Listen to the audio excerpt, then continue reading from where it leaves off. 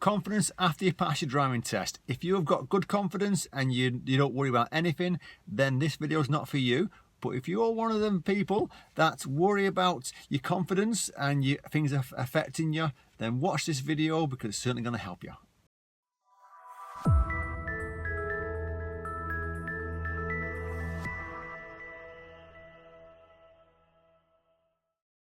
You pass your driving test. At that point, you're over the moon. You know, it's took a while, maybe the first time, second, third or fourth, but you've spent a bit of money doing it and you're happy.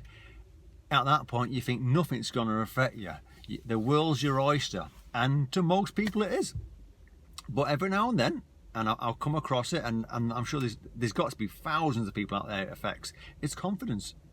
You take a little dip in confidence. And I'll give you an example just to kind of, and some of this example might ring a few bells with you if you're watching this.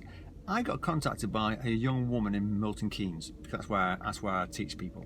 And she said, can I have a confidence lesson?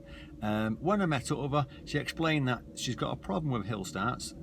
She's worried about certain situations. So I won't go into too many details, but we went to a quiet area, worked on the problems, and went to some busy areas, and she was fine. But along the way, we're talking, and with confidence, it just niggles away at you.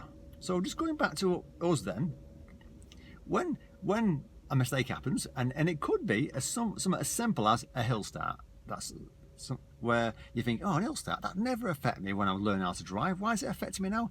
It could be that certain situation in your life at that point that's affecting you. And you're rushing that day, and you stalled on a hill and stalled again twice, and you look in your mirror, there's a white van right up your window behind you.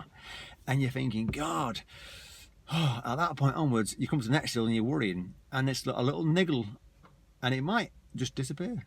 But if you stall at the next hill, or you're worrying, then it starts to dip away, chipping away at you, chipping away like a little thorn in your hand that's naughty. It's just, you can't get rid of it, and it's just horrible. And eventually you start to dread hill starts, and that's just one example. And it could be that you've got a car, your first car, and you're getting it, and you start it, and you're stalling. Why am I stalling? And then you find out that the clutch is different, and the gas is different. And to make matters worse, you learnt in a diesel, and the car you've got is a petrol. So it's slightly different, the way the people pull off. So all of a sudden, you've lost your confidence in pulling off. Or it could be you're in a queue of traffic, and you don't like being in the queue of traffic because you're worried about the car behind you. Let me tell you something, that car behind you can't see your face, can't see all your details. You know, you might look in the mirror, it gives that to you because you've not pulled off in that split second. So what? He can wait. He's in a queue of traffic. If I did pull off as fast as him, I'd be braking hard.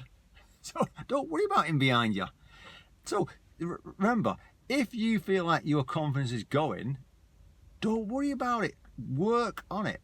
Say to yourself, right, okay, what can I do? Well, I can speak to my dad or my mum, or a member of the family who can drive. These are all speaking to people who can drive, by the way. There's no point in speaking to your mum and dad who can't drive, because all they'll say is, don't worry about it, get on with it. And deep down you're thinking, well, I can't get on with it.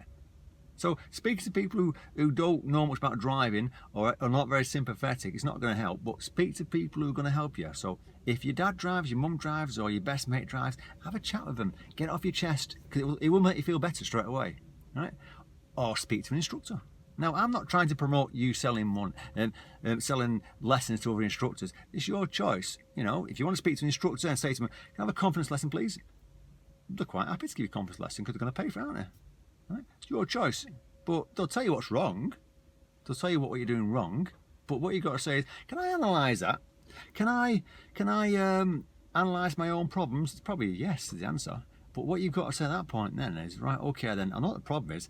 Can I sort it? So if my problem is I'm stalling on hills, then I need to practice on hills. So I'll go somewhere quiet and to practice. If my problem is I'm stalling because it's a different type of car, then I need to practice it in quiet times. There's no point in going out in rush hour when I'm stalling all the time, because all you're going to get is pressure behind you because you're worried about stalling.